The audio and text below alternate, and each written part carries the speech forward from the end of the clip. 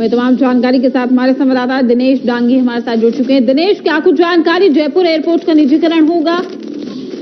जी देखिए, मोदी कैबिनेट ने आज कई अहम फैसले लिए हैं, जिसके तहत जयपुर एयरपोर्ट है उसको लीज पर देने की मंजूरी यहां पर दे दी गई है। कैबिनेट के फैसले के बाद केंद्रीय मंत्री प्रकाश जावड़ेकर ने एक प्रेस कॉन्फ्रेंस की और बाकायदा उन्होंने बताया कि जयपुर सहित तिरुवनंतपुरम और असम के गुवाहाटी एयरपोर्ट को भी लीज पर देने की मंजूरी दे दी गई है। तो अब इन एयरपोर्ट का जो संचालन है, चाहे वो रनवे हो या वहाँ हवाई जहाजों की उड़ान हो या अन्य कामकाज हो, ये पब्लिक प्राइवेट पार्टनरशिप के तहत अब लीज पर दे दिए गए और बताया जा रहा है कि अडानी ग्रुप को 50 साल के जो है अनुबंध पर और लीज पर ये काम यहाँ पर दिया गया है। तो अब पूरी तरह से जयपुर एयरपोर्ट का निजीकरण हो जाएगा, निजी हाथों में कमान रहेगी। जो भी फैसले होंगे वो अडानी ग्रुप और उनकी कंपनी करेगा कि किस तरह एयरपोर्ट को मॉडर्न बनाना है, किस तरह वहाँ साज सज्जा रखनी है और किस तरह फ्लाइट का संचालन करना है।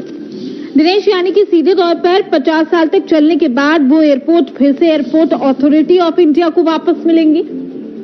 जी बिल्कुल, क्योंकि आपको ये 6 एयरपोर्ट है वो अडानी ग्रुप को पहले देने का एक फैसला हुआ था, लेकिन मोदी कैबिनेट की आज पर मोहर लगा दी गई है। तो 50 साल लीज पर दिए गए, तो अगले 50 साल इन एयरपोर्ट का संचालन, रख रखाव और अन्य कामकाज है अब निजी हाथों में होगा। और इतने दिन इन एयरपोर्ट का संचालन एयरपोर्ट अथॉरिटी ऑफ इंडिया के बीच में था, लेकिन अभी फरवरी में ही एयरपोर्ट अथॉरिटी ऑफ इंडिया और अडानी एंटरप्राइजेज के बीच एग्रीमेंट हुआ था, जिसे आज मोदी कैबिनेट ने मंजूरी दे दी है और अब जयपुर एयरपोर्ट 50 साल के लिए निजी हाथों में सौंप दिया जाएगा। दिनेश, इससे वाकई छोटे शहरों को फायदा मिलेगा क्या? प्रकाश जावड़ेकर ने ये भी साफ कर दिया था कि एयरपोर्ट्स के लिए 1070 करोड़ देने का निर्णय लिया है और ये पैसा एयरपोर्ट अथॉरिटी ऑफ इंडिया छोटे शहरों में एयरपोर्ट के विकास करने के उपयोग में लाया जाएगा।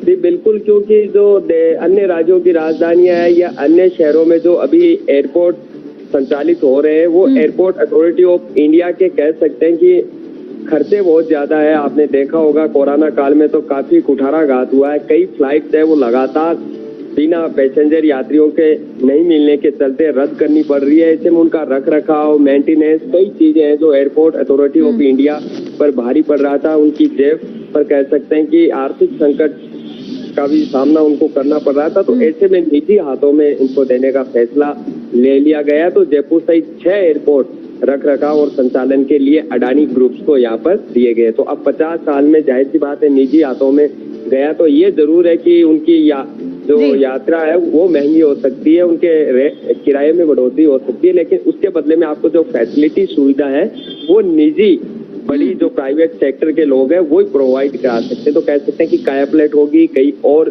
शहरों के लिए, कई और कंट्रीज के लिए फ्लाइट्स का जो है आवागमन भी शुरू होगा।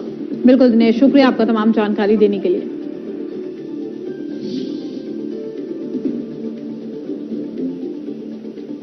तो अगले 50 सालों के लिए निजी हाथों में ही रहेगा। आपको